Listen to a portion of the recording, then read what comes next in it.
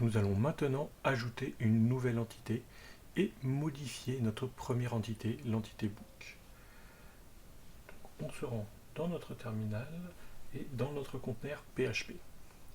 À l'intérieur, donc on tape la commande PHP bin console make entity. Et donc la nouvelle entité sera l'entité catégorie.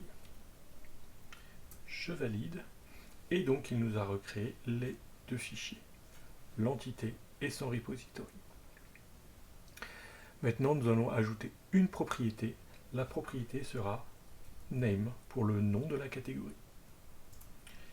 Il nous propose un string, oui, 255, oui. Est-ce qu'il doit être nullable en base de données? Non. Nous n'avons pas besoin d'autres propriétés.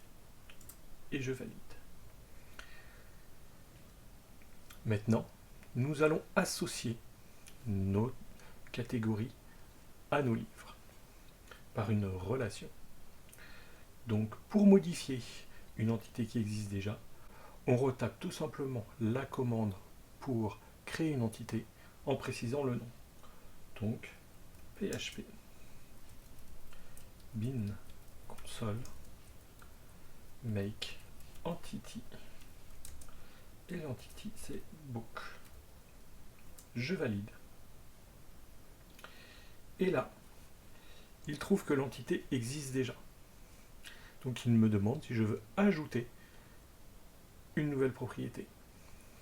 C'est bien ce que je vais faire, je vais ajouter une nouvelle propriété et le nom de la propriété sera catégorie. Je valide. Alors, j'agrandis le terminal. Et là, il nous demande si ça doit être un string. Eh ben non, moi ce ne sera pas un string, ce sera une relation. Alors nous l'avons ici, les relations. Doctrine et les relations. Nous savons comment Doctrine gère nos entités. Mais nous allons nous attaquer au cœur de toute base de données, les relations entre les tables. Il existe 3 relations fondamentales. Dans la réalité, un objet existe rarement seul. Par exemple, un utilisateur ne pourra avoir qu'un seul profil. C'est une relation one-to-one, 1 vers 1. Pour la deuxième relation, une catégorie pourra appartenir à plusieurs livres. C'est ce qu'on appelle la one-to-many, une catégorie appartenant à plusieurs livres. Cette relation existe en sens inverse. C'est la même, mais inversée. On l'appelle la many-to-one. Ce coup-ci, on change de point de vue. Maintenant, c'est plusieurs livres qui auront la même catégorie. On considère que c'est la même relation, mais d'un point de vue inversé.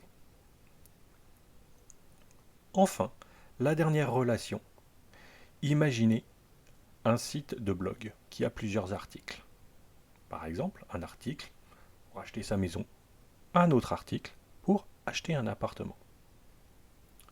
Ces articles pourront avoir plusieurs tags et ces tags pourront être liés à plusieurs articles. Cette dernière relation s'appelle la many-to-many. Pour traduire ces liens logiques en base de données, Symfony et Doctrine utilisent 3 types de relations fondamentales et nous facilitent la tâche en transformant ces connexions SQL complexes en de simples propriétés PHP. Et donc, pour nous, ce sera plusieurs livres auront une seule catégorie. Donc, c'est many to one. Donc, en bas, je tape many to one et je valide. Et là, il nous demande vers quelle entité nous voulons avoir cette relation. Donc, on tape tout simplement le nom de l'entité sur laquelle on veut la relation, c'est catégorie, et je valide. Il nous demande s'il doit être nullable en base de données.